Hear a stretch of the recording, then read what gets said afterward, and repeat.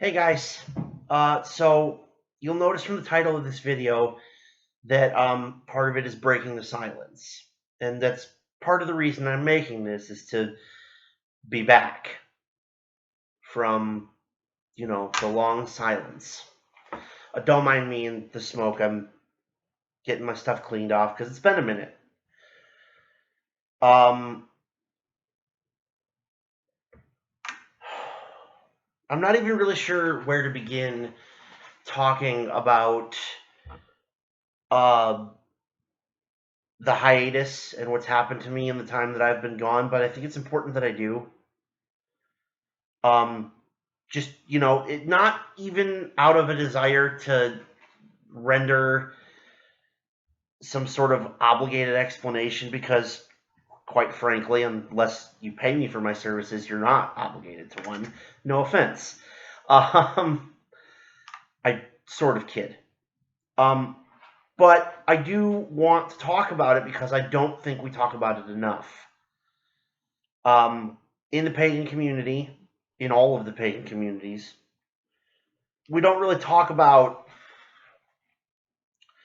burnout and crises of faith the way that we ought to. Certainly not the way that you'll hear, especially a born again Christian talk about it. And this isn't for the sake of being, shitty about one religion over another, or oh damn it, there's ashes on the table. Or anything like that, but just the notion of talking about when we're struggling. I certainly don't talk about it as much as I should, and I'm willing to bet a fairly decent chunk of change that most of us don't. That it isn't just me who has difficulty talking about the place where faith, which, as I've said in other videos, ought to be your rock, your safe harbor, your shelter, your armor, your shield, your sword if you need one. What to do when you don't feel that way? What to do when, or even just being able to talk about the fact that you don't feel that way and having, somebody to confide in. It's one of the advantages of practice with a group over solitary practice, whether that practice of any faith is a church, temple, synagogue, grove, coven, what have you. I try to be as open and welcoming as possible as I can to all faiths, if not all people of all faiths. Every group has its assholes, as I've also said before, and they're not welcome here. So if you're seeing this, kudos. But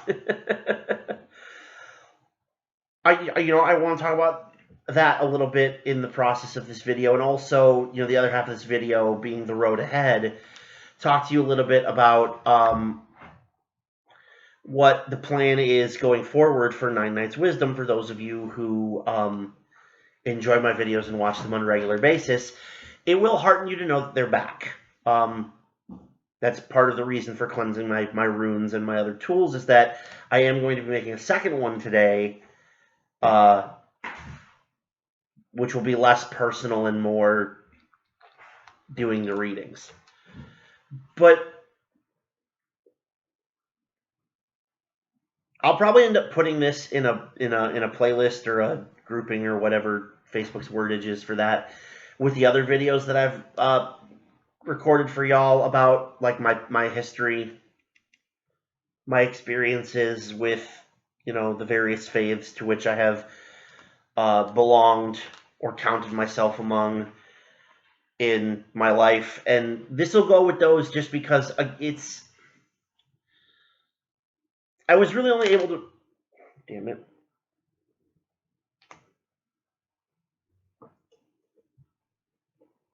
render this explicit in a conversation with my partner.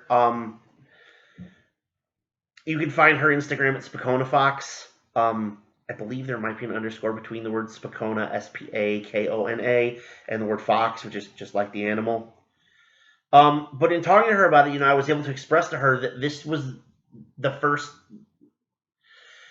time as a pagan, but not the first time in my life, that I felt as though I'd been abandoned.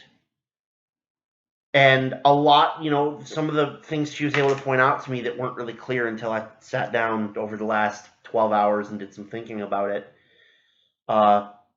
dream work, meditation, etc., that a lot of that was because of feelings of inadequacy. I mean, there's really no other or better way to put it. I just didn't feel like I was worthy. Which again, self-worth and for some of us self-loathing is a perpetual struggle. And I think it was this thing that I didn't have a name for, that I needed to come to terms with over the month and some change that I've been, away from YouTube, and really honestly barely active spiritually, metaphysically, whatever word that you want to use for it is fine. But I was very, very definitely neglecting a lot of my practice, which was leading to feelings of being isolated and closed off. And then I would talk to my kindred, the kindred of the Ashen Rune, and everybody else was having all these experiences that I had to really work to get. And it didn't occur to me until, like I said, I sat and did all this thinking about it, that I had, by neglecting the daily upkeep, I was making it more difficult for myself. Now, that isn't to say that my feelings were invalid, because they're not, or that I wasn't truly being abandoned, because that very well may be the case, at least for some of the deities with which I work. But I was very seriously neglecting something that was a very critical component of both my spiritual and emotional health, and it was rolling over into other places in my life. I was starting to not like my friends. I was starting to not have a great relationship with my partner. Really, the only thing that felt like worth my time was work, which it's work. I like my job, don't get me wrong, but 6 of Cups, wonder what that means. Nostalgia. Going backwards to go forwards, which Mercury retrograde. We'll talk about that at some point very soon, I promise. But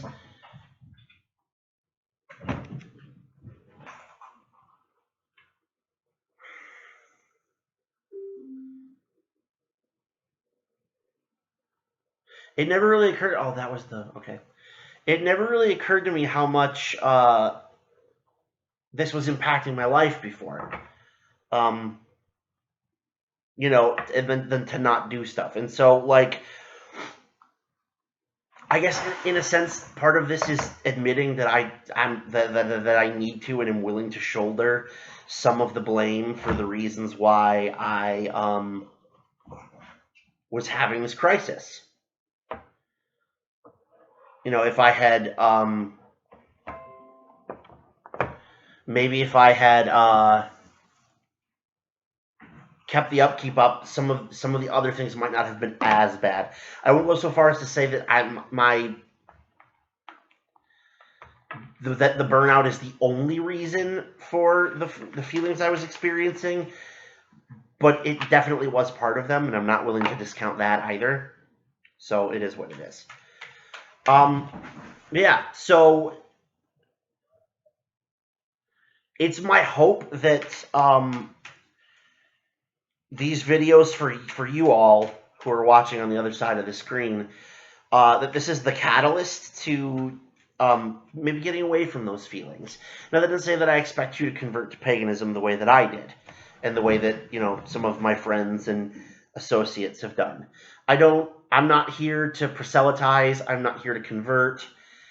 I am merely here to offer you a light in the darkness. Both so that you can find your way out of it, and also so that you can come to understand the darkness for what it is. I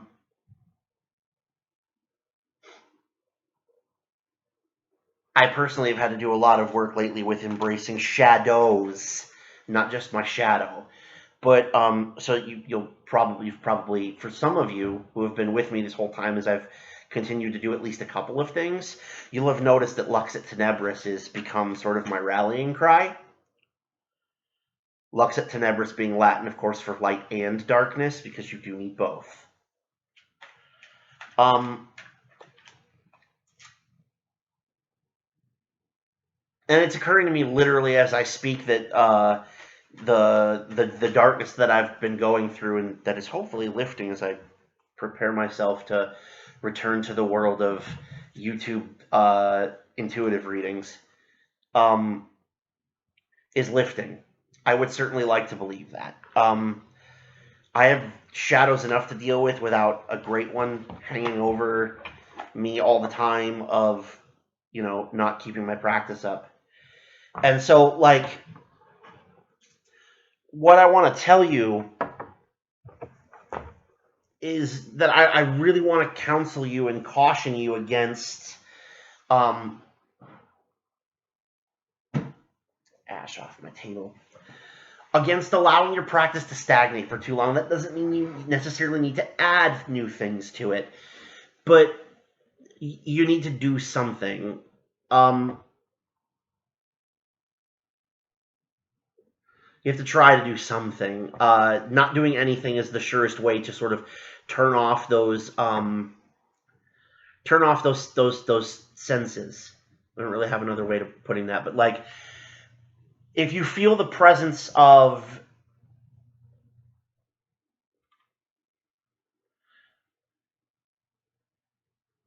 if you experience the presence of a higher power in your life, and there are things you do which magnify that presence, which make it stronger for you, find little ways to do that. It doesn't have to be grandiose.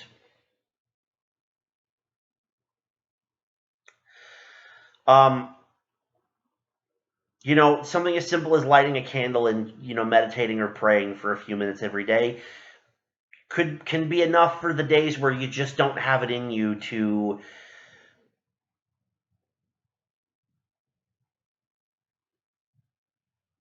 do trance work or these things that require a greater level of involvement and expenditure of energy. But, and again, like I say, I'm as guilty of this as anybody. I've literally been going through it as I've been on this hiatus because I was burnt out, and I know that I was. And, well, I know now that I was. I'll be clear about that. But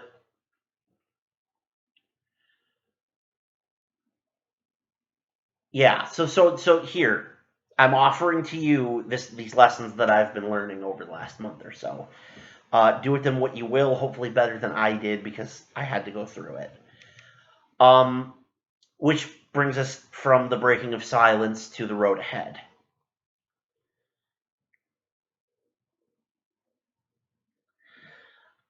I'm not going to set anything in stone for the rest of 2019.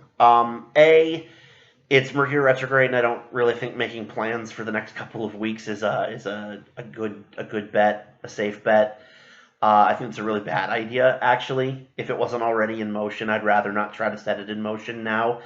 I really don't want to be Sisyphus pushing the boulder up the hill. But I would like to use it to get back into my old routines and ways of doing this. So I say I will be posting another video following this one very shortly. It's going to be different from all the other things I've done. If you saw what I was holding up, I have my runes, my tarot cards, and Raven Phelan's Messenger Oracle, and I'm going to be doing basically like a kind of an extended pick a card reading. Something like what Secret Sunday was supposed to have turned into, if you remember the one time I did that. And I'm going to, all I will promise you is that I'm going to post at least one video a week as often as I've got the energy in the week to do that. That means you might not see Tarot Tuesday every week, and you might not see a weekend wisdom type thing like this is going to be every week. But I will try to do at least one as long as I've got the energy. My day job is still pretty draining, and I need to, it's one of those things. I have calibrating to do. Mercury retrograde is a good time for that, so I'm going to take it. For the next couple of weeks, you'll see one video a week from me, probably. Let's say more as often as I got the energy, I'll do one a week. If I'm feeling particularly plucky on a given week, there will be more.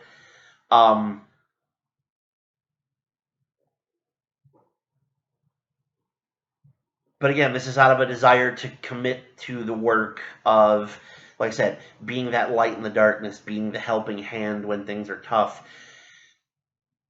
Between what I've gone through myself and what I have to offer as a reader, I want to show you guys a better way, or help you find a better way. The only way to do that is to actually put the work in. So, starting in 2019, I want to commit to something more regular, more frequent. That gives me the next couple of months, like I said, to adjust to this new normal. That has been, if I'm honest with myself, has been a gradual shift since probably May, of adapting to new work, new responsibilities, new place to live.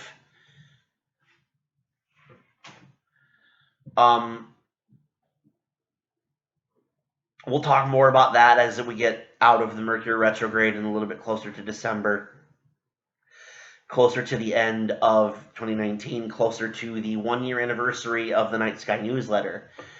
I am going to make some changes to that, which I'll talk about on my Facebook page. I'd rather ramble in words about this, in written words about this, than spoken ones. So I'll do it there when I have a little more time. But there are going to be some changes to the Night Sky newsletter starting in 2020, starting with the January edition. If you're already a subscriber, you don't need to expect very much that will be different. If you're not already a subscriber, how you become one will change. So, but we'll talk about that. In the meantime, I'm going to get started on this other video for you. See what wisdom I can bring you after a month away. And I appreciate your listening, and it's good to be back.